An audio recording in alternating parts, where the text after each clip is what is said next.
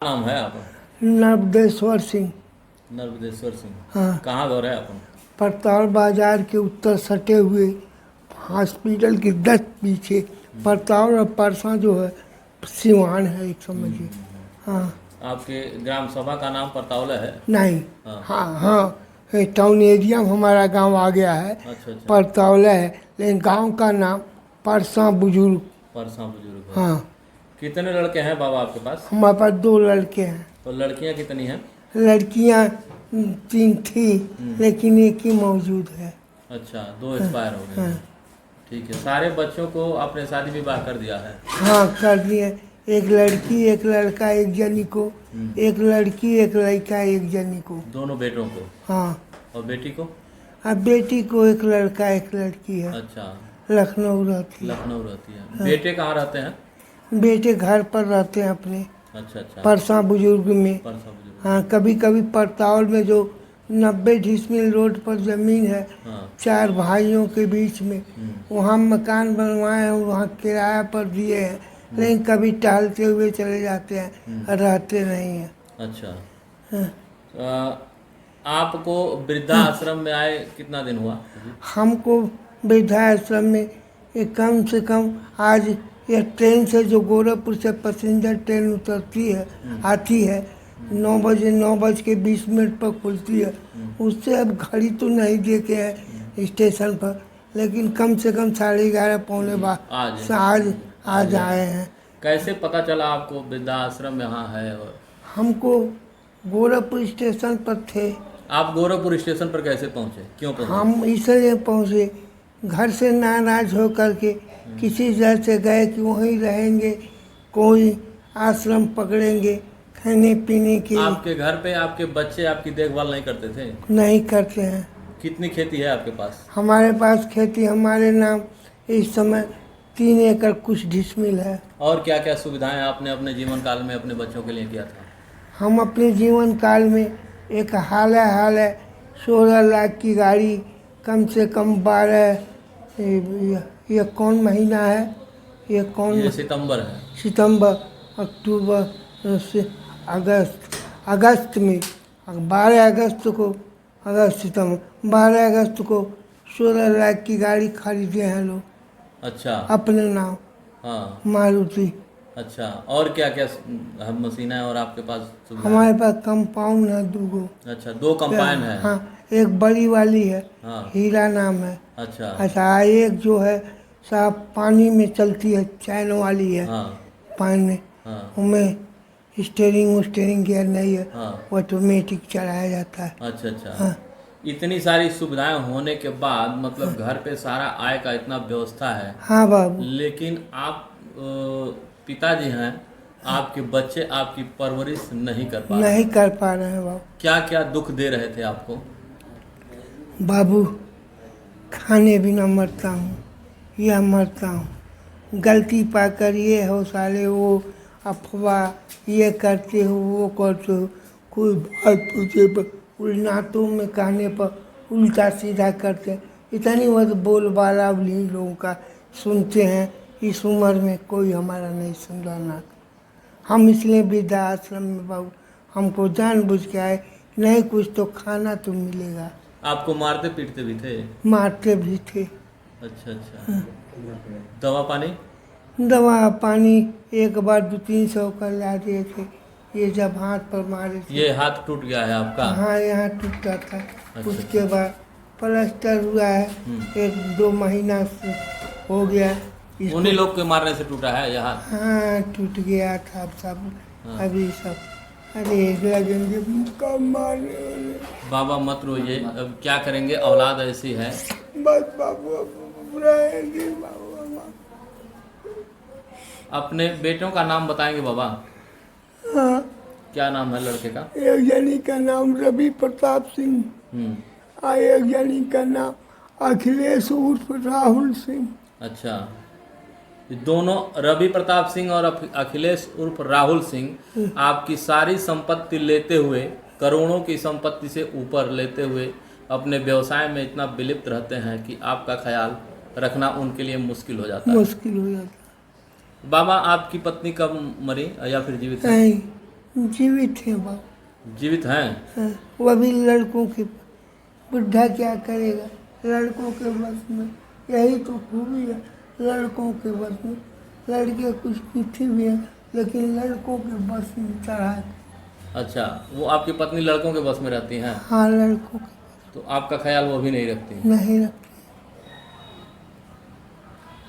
धिक्कार है ऐसे जमाने पे जहाँ पे इस तरह के लोग आते हैं कि जो जन्मदाता जहाँ होते हैं उन जन्मदाता का ख्याल नहीं रख पाते हैं। अभी आपने सुना ऐसे ये दादाजी से कि इनकी स्थिति क्या है। इनके पास 2-2 कंपाइन हैं, मारुति कार है, अभी करीबन 1 महीना हुआ 14 लाख की मारुति कार इनके लड़के लेकर के आए हैं।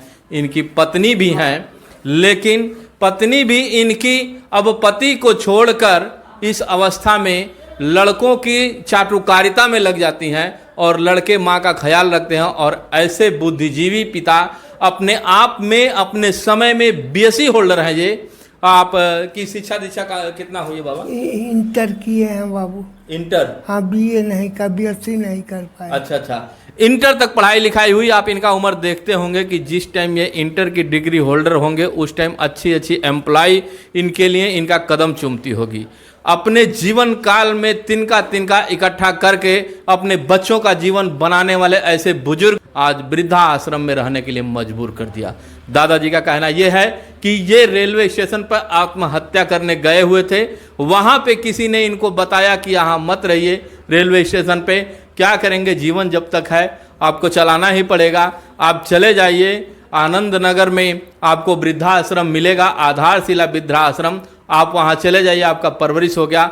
आज दिनांक 15/9/2024 दिन को करीबन 10:30-11 बजे बाबा का यहाँ एंट्री होता है और तब से इन्होंने महसूस किया आधारशिला वृद्धाश्रम के बारे में कि यहाँ घर से भी अच्छी सुविधा है।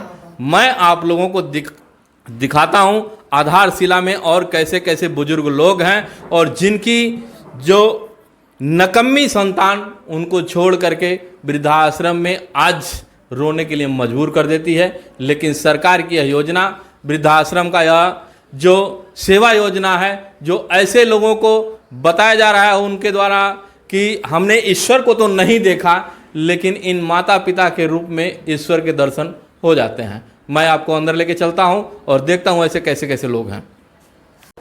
भारत देश दुनिया में सबसे अधिक धर्मात्मा देश माना जाता है, संस्कारों वाला देश है, देवभूमि कही जाती है। भगवान का भी अवतरण हुआ तो भारत देश में ही हुआ। लेकिन इस देश में देखा जाए माता और पिता का दर्जा धरती और आकाश से बड़ा बताया गया है। लेकिन यहाँ पे एक ऐसी राक्षस संतान भी पैदा होते हैं कि अपने धरती और आकाश से बड़े देवताओं से भी भगवान का दर्जा प्राप्त करने वाले माता पिता को आज वृद्धा आश्रम में रहने के लिए मजबूर कर देते हैं। जब बच्चा पैदा होता है तब उसकी परवरिश से लेकर से शिक्षा दीक्षा तक पिता एक एक तिनका इकट्ठा करके उसके जीवन को बनाने में लग जाता है। और जब लड़का बन करके कुछ लायक हो जाता है तो वही लड़का अपने उस परवरिशकर्ता को लात से ठोकर मार के आज वृद्धा आश्रम जैसे जगह पर रहने के लिए मजबूर कर देता है। मैं जानता हूं कि एक ऐसे बुजुर्ग हैं जो सरकारी सर्विस में भी रहे और बेटे को पढ़ा लिखा करके काफ़ी अच्छा पद भी दिलाए। आज उनका बेटा उनको ठोकर मार के वृद्धा आश्रम में रहने के लिए मजबूर कर दिया। क्या नाम है चाचा? भूपेंद्र कुमार शर्मा। भूपेंद्र कुमार शर्मा। कहाँ घर है आपका? हमारा घर है बिहार में। बिहार में? जी आप सर्विस में भी थे? हाँ, सर्विस से रिटायर हो गए। रिटायर भी हो गए। हाँ। बेटे को पढ़ाए भी लिखाए? हाँ। बेटे को क्या नौकरी आपने दिलाई? बीआरसी बनारस हिंदू विश्वविद्यालय से। हाँ। और आर्किटेक्ट हो गए? हाँ। सिविल में? हाँ। सिविल में देखिए इंजीनियर हो गए हैं। हाँ। और आपको आज परवरिश नहीं कर पा रहे हैं और निकाल दिए घर से। ये अपनी किस्मत है। लड़की को पाए हाँ। तो लड़की को शादी ब्याह कर दिया। वो बैंक में फिर इंस्पेक्टर है। बैंक में है? हाँ जी। अच्छा। स्टेट बैंक में। स्टेट बैंक में? हाँ। फील्ड इंस्पेक्टर है। फील्ड इंस्पेक्टर है जी। हाँ। और लड़का? लड़का भी आर्किटेक्ट है। अच्छा अच्छा, हाँ वो भी आर्किटेक्ट हैं, हाँ, लेकिन आपके लिए कोई जगह नहीं है। कोई जगह नहीं। नाती होती कितने हैं बाबा आपके पास? हाँ एक नाती है। हाँ हाँ ये बड़ी लड़की तो गुजर गई, हाँ, तो उसके 2 लड़के हैं। अच्छा अच्छा, हाँ लेकिन कोई आपको पूछने वाला नहीं है। औरत हमारी गुजर गई 14 में। हाँ हाँ तब से तनहा हमारा फिरता हूँ। हाँ, इसलिए आप यहाँ वृद्धाश्रम में रहने के लिए मजबूर हैं। अब क्या करें, इन्हीं के सामने लड़का गाड़ी में बैठा कर गया, हमको बताया भी नहीं कि हम वृद्धा आश्रम में आपको डाल रहे हैं। अच्छा अच्छा, हाँ आँख से बहुत ऐसा वारदात भी आप लोगों को देखने के लिए मिलेगा कि लड़का 4 व्हीलर से लेकर के आकर के वृद्धा आश्रम में अपने पिता को छोड़ करके चला जाता है।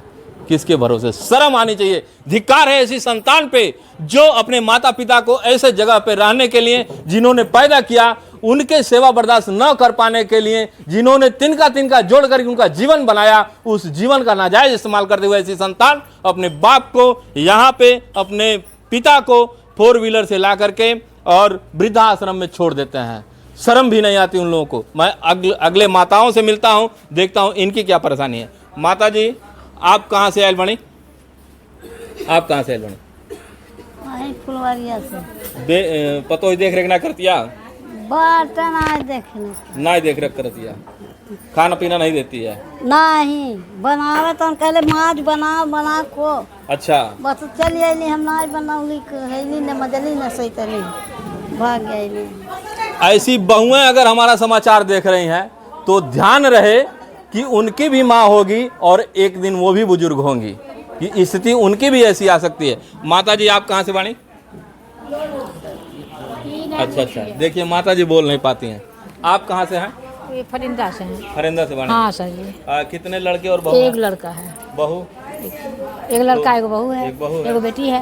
बेटी है? बेटी अपने घरे है। अपने घर पे? हाँ। आपको वृद्धाश्रम में रहने के लिए क्या परेशानी आ गई? अरे परेशानी हो गया, मैंने टेंशन था, हाँ, इसीलिए चले आए हैं। नहीं देख रेख करते थे लोग? हाँ, टेंशन के नाते। पति है? हाँ वो है, वो बुढ़ा है। वो भी यहाँ है? हाँ, वो माँ भी। बाप को छोड़ दिया वृद्धाश्रम में? वृद्धाश्रम क्या करें, टेंशन के नाते झगड़ा लड़े, कहे जहर उहर खा जाएंगे, चलो हम ही माँ बाप चले जाते हैं। अच्छा, इसीलिए सर जी चले आए हैं। बहुओं का बड़ा आसान सा तरीका है बेटों को अपने बस में करने के लिए कि अपने माँ बाप को घर से निकाल दीजिए वरना हम जहर खा लेंगे।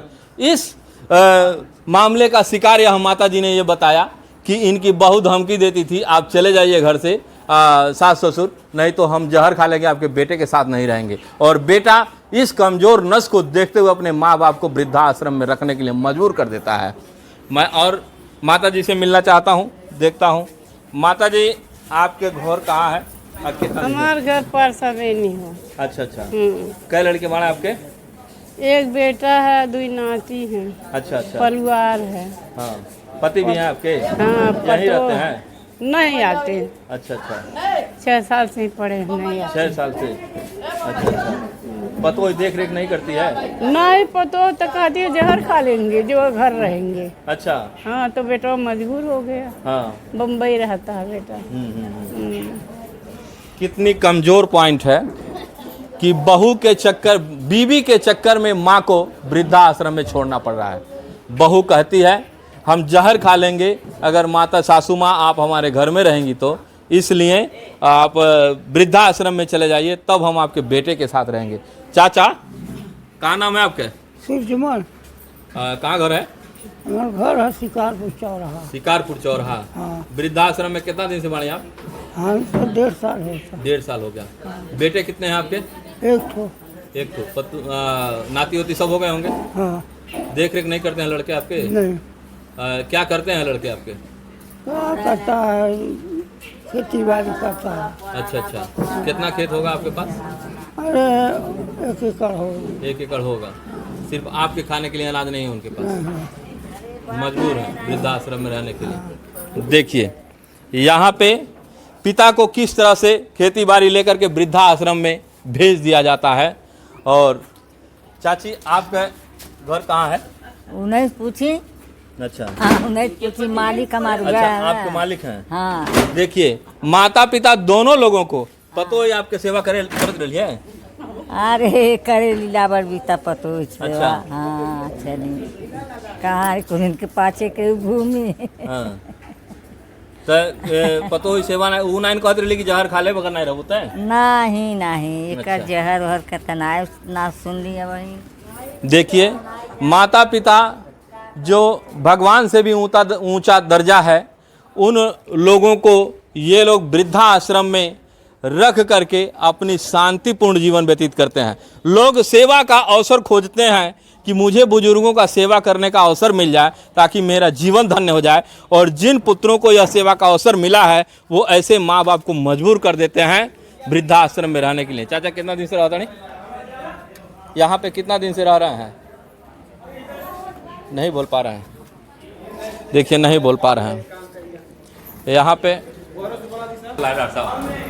जी कैंप जो है किया गया है, जी ये माता पिता लोगों के जो है इनके सेवा के लिए जी। आज हमने सोचा कि इन लोगों की व्यथाओं को देखते हुए आज हमने हमारे पिताजी की पुण्यतिथि भी है, उसी उपलक्ष्य में इन लोगों का निःशुल्क नेत्र जांच का कैंप का आयोजन किया गया है यहाँ, जिसमें लगभग 56 ये वृद्ध माता पिताजी लोगों का जांच हुआ है, जिसमें इन लोगों का दवा का वितरण किया गया है और कुछ लोगों को चश्मा भी दिया गया।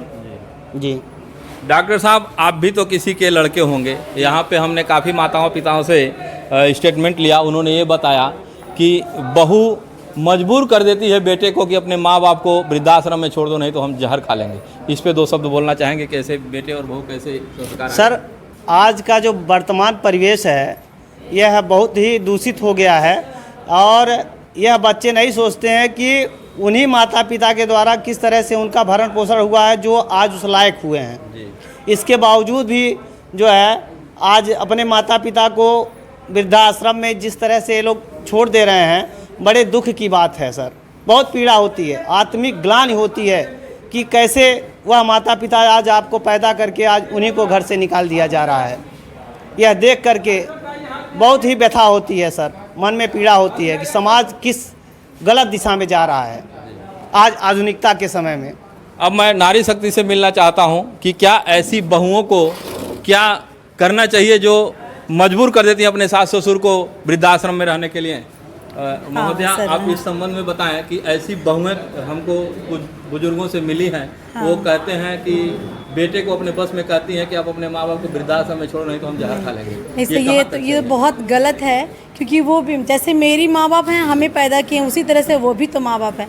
हम बहुओं का कर्तव्य है कि वही व्यवहार वही प्रेम अपने जैसे मेरी माँ बाप को जैसे हम दिए उसी तरह से रखें। ये आखिर मेरी बेटी तो भी किसी की बहू बनेगी, तो और मैं भी किसी की सासू बनूंगी, ये भी तो है। तो इस तरह से होगा तो एक तरह से तो समाज की तो बहुत हानि पहुंचेगी, ये नहीं होना चाहिए। जो नारी शक्ति होती है ममता की एक प्रतिमूर्ति होती है जी, जिसमें कहीं बेटी का धर्म तो कहीं बहू का धर्म, कहीं बहन का धर्म, कहीं पत्नी का धर्म, कहीं माँ का धर्म निभाना पड़ता है, और काफ़ी जिम्मेदारियां नारी शक्ति के ऊपर हैं। हाँ। और नारी को ऐसा करते हुए उनकी आत्मा में थर्राहट नहीं होती कि इतना गलत हम काम कर रहे हैं? हो सकता है वो किस परिवेश में उनका क्या है, कभी कभी होता है कुछ अच्छा चीज़ को बताओ सामने उनका उदाहरण दो, फिर भी लोग नहीं समझते हैं। तो ये तो है सब कैसे सबको तो नहीं बना सकते हैं। हमारी पूरी परिवार है, एक दिमाग के सब हो नहीं सकते। हमारे 2 बेटे हैं, एक तरह के तो दोनों हो नहीं सकते, इसलिए सबको सुधार नहीं जा सकता। क्या सुधारा नहीं जा सकता। नारी शक्ति के लिए क्या संदेश देना चाहेंगे? बस यही नारी शक्ति के लिए यही संदेश मैं देना चाहूँगी कि जैसे अपनी माँ बाप को आप लोग जैसे पले बड़े हुए हैं, उसी तरह से सास ससुर को भी उसी तरह सेवा करें, चाहे जैसे भी हो, लेकिन उनको एक माता पिता के रूप में स्वीकार करें, चाहे भी जैसे हो। अभी आपने सुना मैडम ने बताया कि बेटियां जब पैदा होती हैं घर में तो सौभाग्य से होती हैं, बेटा अगर होता है तो भाग्य से होता है, क्योंकि बेटियों के कंधे पे 2-2 घर की जिम्मेदारियां होती हैं, और जिस घर में बेटियां जाती हैं उस घर को मंदिर बना देती हैं। मैं जानना चाहता हूं कि जैसी बेटियां अगर कहीं भी पैदा होती हैं तो माँ बाप को अपने माँ बाप के जैसा क्यों नहीं समझती हैं? क्या हो सकता है? उनके अंदर जैसे सबके अंदर धैर्य नहीं होता है, जी सबके अंदर लेकिन धैर्य रहना चाहिए। जी जी अगर सब्र करेंगे तो फल मीठा मिलेगा। जी। हम यही कहना चाहते हैं सबको सब्र करना चाहिए, तो मतलब अपने माँ बाप के जैसा सास ससुर को भी मानना चाहिए। मानना चाहिए। हाँ, आज आज नहीं तो कल कभी तो अपना मानेंगे वो, लेकिन हमको धैर्य रहना चाहिए। ये मानते मानते मैडम कितने सास ससुर का जीवन चला जाता है। अब ऐसी अब स्थिति अपने में- तरफ से कोशिश तो करना चाहिए, जी हम कोशिश पूरा करेंगे। जी मैम, अभी आपने सुना कि कोशिश करना चाहिए। अब मैं जानना चाहता हूँ कि बाबा आप कितने दिन से आ रहे हैं वृद्धाश्रम में? 7 महीने 7 महीने से। आपके लड़के हैं? सब लोग हैं। तो कैसे यहाँ रहने पर आप मजबूर हो गए? ये तो हम बता ही नहीं सकते, घर की बात है। अच्छा अच्छा। जी। कितना बड़ा हृदय है कि ये मजबूरी के बाद भी प्रतिष्ठा बची हुई है, क्योंकि घर की बात है। अभी आपने चाचा जी से सुना कि ऐसे संतानों को लाज और शर्म से दस जाना चाहिए कि एक पिता वृद्धाश्रम में होते हुए भी उनके सम्मान को बचाए रख रहा है, लेकिन वृद्धाश्रम में रहने के लिए मजबूर हो जा रहा है। अब मैं जानना चाहता हूँ इनसे, चाचा जी, हाँ इनका हो गया। कितने दिन से आप रह रहे हैं? मैं 3-4 साल हूँ। 3-4 साल हो गए। कितने बेटे हैं आपके पास? 3 है। 3 हैं। देख रेख नहीं करते हैं? हाँ? देख रेख नहीं नहीं, करते? देख रेख करते हैं। अच्छा, तो कैसे यहाँ? अरे आ गए, थोड़ा सा बोल दिए थे, चले आए। अच्छा। और तब से नहीं हैं। हाँ। बुलाते बहुत हैं, अच्छा। जाते नहीं। हाँ, तो आपको यहाँ अच्छा लगने लगा? हाँ किसी अनबन पे आए थे आप यहाँ? हाँ। ठीक। यहाँ पे तरह तरह के जैसे दादाजी लोग हैं, माताएं हैं। अभी आप लोगों ने देखा यहाँ एक शिविर के माध्यम से सबका आँखों का इलाज भी चल रहा है, और कुछ मैं जानना चाहूँगा कि आखिर किनकी क्या स्थिति रह रही है, कि आपकी क्या स्थिति हो गई कि यहाँ वृद्धाश्रम में रहने के लिए मजबूर? ऐसा है कि हमको अपने परिवार से थोड़ा बगावत था, हाँ। और उसकी जान बचाने के लिए हमने अपना जान बचाया, यहाँ आ गए। अच्छा अच्छा। हाँ ये कह गए थे कि आप रहिए बाहर, नहीं तो हम मर जाएंगे। हाँ, वह तो उल्टा पलटा सोच रही थी, इसलिए हमने सोचा बहू। कि तुम रहो, हाँ बहू, और हम ही चले जाएंगे। देखिए कितना बड़ा त्याग है उस पिता का कि बहू कह रहे कि आप घर से निकल जाओ, नहीं तो हम खुद आत्महत्या कर लेंगे। तो पिता ससुर मजबूर हो जाता है वृद्धाश्रम में रहने के लिए। आपका शुभ नाम क्या है और कितने दिन से आ रहा है? 2 साल रहते हैं। 2 साल। कितने लड़के हैं आपके पास? हमारे कोई नहीं है। कोई नहीं है। और बेटियां हैं? कोई नहीं। बेटी बेटा कोई नहीं है। तो यहाँ पे कैसे आ गए कि? ऐसे आ गए, इसको समझिए कि एक चौथापन जो होता है संन्यास के लिए ना, हाँ। वही समझ करके हरा रहे हैं। अच्छा अच्छा। और कोई दिक्कत हमको कहीं से कोई शिकायत नहीं है। अच्छा अच्छा। घर और किसके भरोसे छोड़ के आ रहे हैं? सब लोग हैं, परिवार के लोग। और परिवार में भाई वही को देख के आए? सब लोग जी हाँ। अच्छा अच्छा।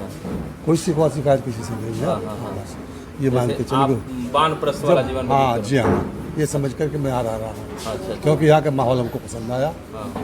अच्छा अच्छा। और कोई दिक्कत। आप कितने दिन से हैं? हमारा यहाँ पर तो 2.5 महीने हो गए। अच्छा अच्छा। 2.5 महीने। क्या नाम है आपका? ओम प्रकाश गुप्त उम्रवाल, कहाँ से है? गोरखपुर से आए हैं। गोरखपुर से। ये कितने न- बेटे हैं आपके पास? हमारे 2 बेटे 1 लड़की। अच्छा अच्छा। देख रेख नहीं होता था परिवार में? अरे अभी भैया बहुत परेशान थे, तब यहाँ आए हैं। बहुत परेशानी है। हाँ। भोजन तक नहीं मिल पाता था। अरे बाहर के कोई बोला आपको कहीं भाग जाना थे, तो चल तब यहाँ आगे रहे हैं। मार के खाते रहे। हाँ हाँ, ये रोने नहीं दे रहे, क्योंकि हमारा सबसे भतीजा का पूछा है वो कि भी जो माँ बाप का अकेला लड़के हैं हमें, 3 बहन हमारी, तीनों अपने घर रहती हैं, और कल यहाँ हमको देखभाल करने वाला कोई नहीं है। दोनों जब लड़के हैं। अच्छा अच्छा। हाँ, प्रॉपर्टी कितनी होगी आपके पास? नौकरी करते हैं लड़के लोग? यहाँ लड़के को ठेला बाबा फल वल बेचते हैं। अच्छा अच्छा, धंधा व्यवसाय करते हैं। हाँ, लेकिन आपके सेवा के लिए उनके पास टाइम नहीं? हम नहीं, हमको देखने के लिए क्यों टाइम नहीं। कोई टाइम नहीं। हाँ, बहुओं ने भी तिरस्कार कर दिया आपको? हाँ, हाँ, क्या करें बोलिए, कैसे क्या कर रहे थे वो, बोलिए। बाबा आप कितने दिन से आए? बाबा 2 साल के लगभग हो गए। कितने लड़के आपके पास? हमारे न घर है न खेत है, यह घर है न खेत है, मेहर न लड़का है, कुछ भी नहीं है। जन्म से ठोकर खा चलिए, फूटा रात रानी है, तो वहाँ कोई लिया आयल हमके यही रख दिया कर कि तो के महीना 4 महीना में 6 महीने तक बराबर करो राशन मिलल करी। जब तक जीवित है तब तक रह सकते हैं। अच्छा कोई फल नहीं? कोई नहीं अच्छा बाबा आप कितने दिन से हैं? जून से हैं, अगले जून से। आप तो सन्यासी वेशधारी हैं। हाँ तो आप मंदिर में नहीं यहाँ? हाँ, महात्मा गांधी के चेला होने का, महात्मा गांधी के नाम लेने का कहीं हमको ठिकाना नहीं रहा, ठिकाना यहाँ लगा, इसलिए महात्मा गांधी का मूर्ति और महात्मा गांधी का यहाँ पर सम्मान कर जन कल्याण के राष्ट्रहित के लिए करने के लिए तैयार हूँ। संतान भी है घर में? संतान है, 2 संतान है अपने। घर कहाँ है आपका? यहीं फरंदा सबीत है। अच्छा अच्छा, तो आप सेवा भाव से आ रहे हैं? सेवा भाव से रहता हूँ, महात्मा गांधी के हाँ, मार्गों पे चल रहा है। अच्छा अच्छा। बाबा आपका नाम क्या है, कहाँ से हैं? कहाँ नाम है अपन? हमारा नाम राकेश। घर कहाँ है? घर है। घर में बेटे हैं? नहीं, कोई नहीं है? कोई नहीं। बेटियाँ? बेटी 100 है। तो प्रॉपर्टी किसको दी है? बेटी को? कोई नहीं है, जायदाद नहीं है। जायदाद नहीं है? बेटी अपने घर पे है? नहीं है अभी हमारे। अच्छा अच्छा, तो दामाद और बेटी घर पे रह रहे हैं? नहीं, दामाद बेटी नहीं, अभी तो बिटिया भर रहा है, शादी नहीं। बाबा आप कहाँ से हैं? देवी पाटन से पाटन। अच्छा अच्छा। दक्षिण। हाँ, तो कितने लड़के हैं आपके पास? हमारे लड़के 2 रहे चला गए, नाती हैं। घर में और कोई नहीं है? आप लोगों के बीच में आप लोगों को दर्शन करने का मुझे अवसर मिला और ये जानने को मिला कि समाज में इतनी भी कुरीतियां हैं कि सब कुछ लेते हुए बच्चों अपने माँ बाप को कैसे तिरस्कार कर देते हैं। कलेजा फट जाता है यह दृश्य देख करके। ईश्वर किसी भी बच्चे के अंदर यह भावना ना लाए कि देवता तुल्य माता पिता को अपने से अलग करें, क्योंकि जिस वक्त बच्चा छोटा होता है, माँ के गोद में खेलता है, जिस टाइम बच्चे का एक आवाज रोने की निकल जाती है तो माँ और बाप का कलेजा फट जाता है कि कोई न कोई कारण होगा।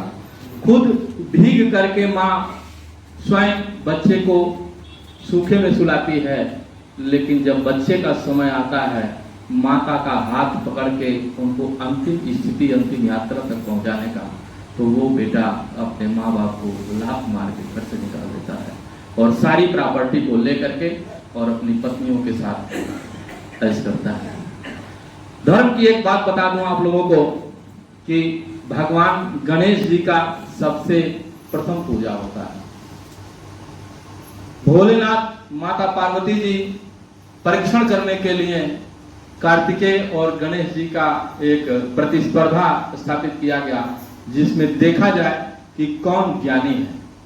तो गणेश जी ने वही निर्णय कर दिया कि माता पिता का स्थान धरती और आकाश से भी बड़ा है। प्रतिस्पर्धा में यह रखा गया था कि पृथ्वी का जो चक्कर काट के पहले आ जाएगा, आकाश का चक्कर काट के जो पहले आ जाएगा वही महान होगा। अगर पूजा का अधिकारी होगा, शादी विवाह उसका ही पहले हो जाएगा। इसलिए भोलेनाथ और माँ पार्वती ने अपने ही सामने, अपने दोनों बच्चों के सामने यह चुनौतियां रखी। तो कार्तिकेय भगवान ये सोचे कि मेरे पास तो मयूर का वाहन है, तेज चलने वाला है, मैं तो धरती और आकाश का चक्कर काट के आ जाऊंगा, लेकिन गणपति का क्या होगा। लेकिन रिद्धि सिद्धि के पति भगवान गणेश जी ने क्या उदाहरण हम लोगों के लिए दिया है कि सारा धरती और सारा आकाश मेरे पास ही बैठा हो तो मुझे दौड़ने की क्या जरूरत है। तो ऐसे धरती और आकाश से बड़े पदवी रखने वाले माता पिता को आज की संतान अगर इस कैटेगरी में लाती है तो कितना दुर्भाग्य है हमारे देश का। हमारा देश देवताओं की भूमि रही है। यहाँ पे श्रीमान नारायण का अवतार हुआ है। एक एक शब्द, एक एक मिट्टी यहाँ की पवित्र है। यहाँ पे अगर ऐसी विडंबना आती है तो समझिए कि बहुत ही कष्टदायक विडंबना है। कहाँ से राक्षस घुस गया उन बच्चों के अंदर कि ऐसी स्थिति देखने को मिली। अरे मैं तो चाहता हूँ कि ऐसे 2000 बुजुर्ग मेरे साथ अगर रह जाए तो मैं अपने शरीर का एक एक कतरा खून निकाल करके कदमों में चढ़ा दूं, तो मैं कष्ट नहीं होने दूंगा उन लोगों को जहां तक मेरा।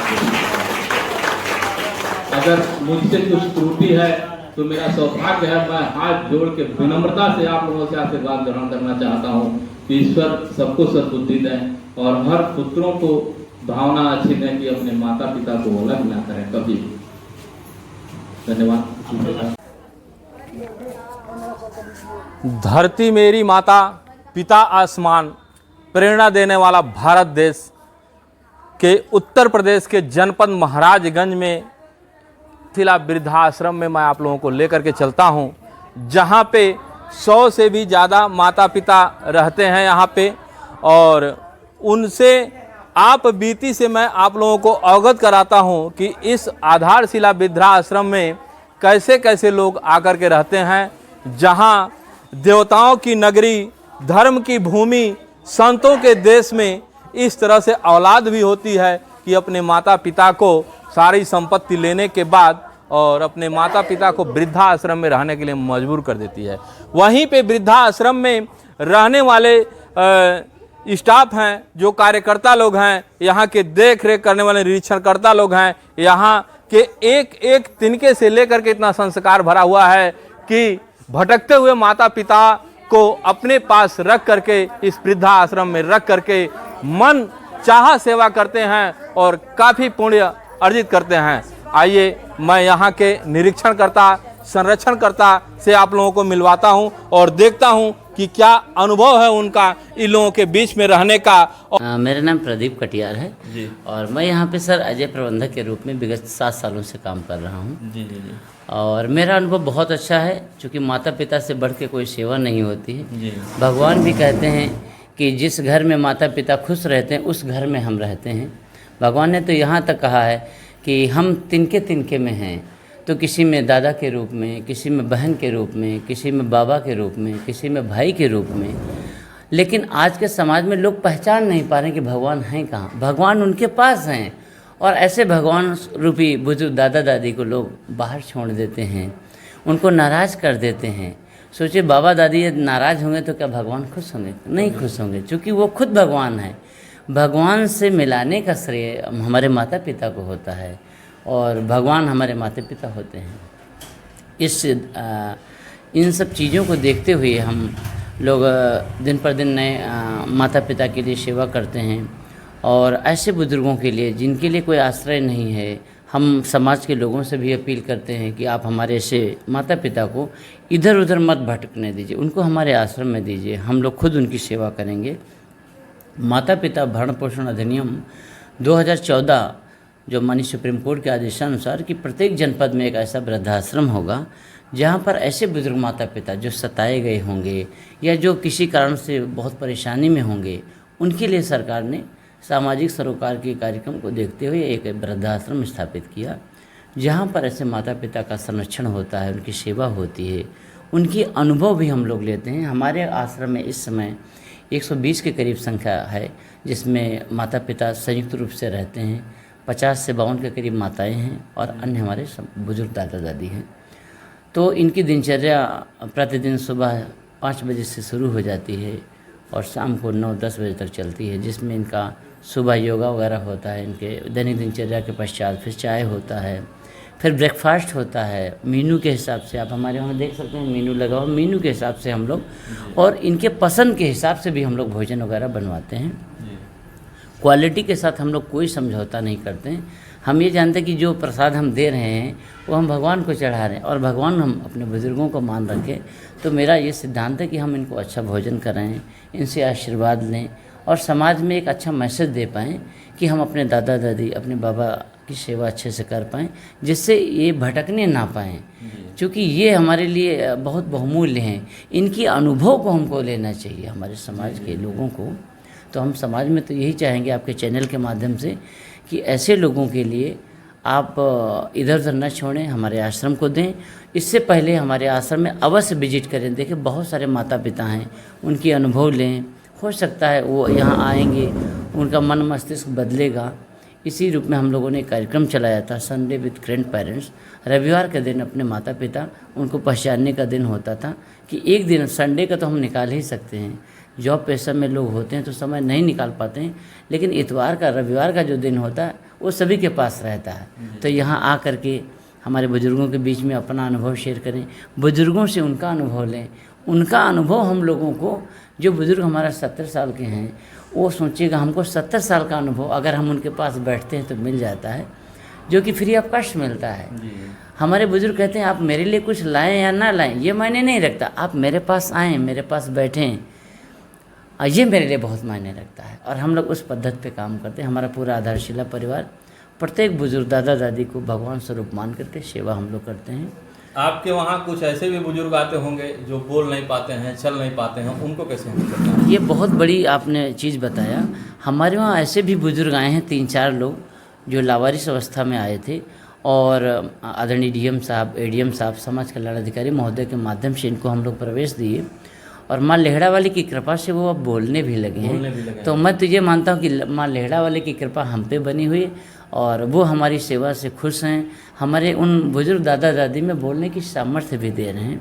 सरकार की क्या व्यवस्था है जो आपको ये प्रोटेक्शन देती है? कहाँ कहीं आपको तकलीफ तो नहीं होती? नहीं, सरकार का रवैया बहुत ही सकारात्मक है, और मुझे लगता है कि इससे बढ़िया कुछ नहीं हो सकता कि एक हमारे समाज में ऐसे लोगों के लिए भी एक घर होना चाहिए जिनको लोग उपेक्षित छोड़ देते हैं। सरकार ने इनके लिए एक पूरा कंप्लीट पैकेज दिया है जिसमें 150 की कैपेसिटी रखने की क्षमता हमारे पास में है, और 15 से 16 का स्टाफ हमारा है जो परमानेंट इनकी सेवा करता है।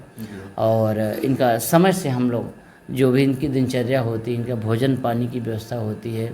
इनके संगीत के लिए भी हम लोगों ने हर मंगलवार शनिवार को भगवान का कीर्तन भजन करते हैं। प्रत्येक दिन हमारे वहाँ आरती होती है, सुबह योगा होता है।